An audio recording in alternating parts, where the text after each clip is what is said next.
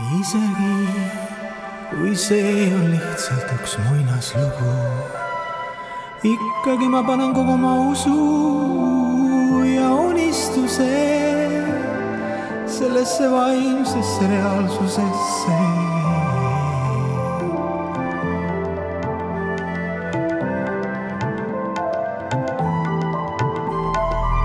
Kõik südame lootused suunan armastuse ning headuse kuningriigi pühalikus ärasse.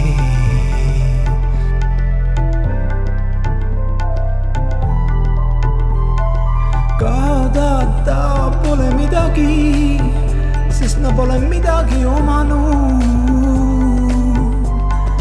Isegi see keha muutub varsti kosmose tolmus.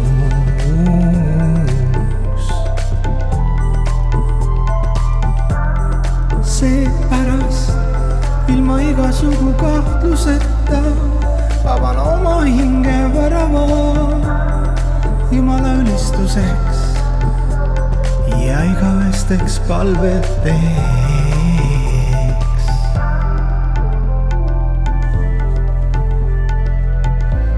Ma ei ole eriline, vaid näen kõiki õdesi ja vendi enne mind säramaas.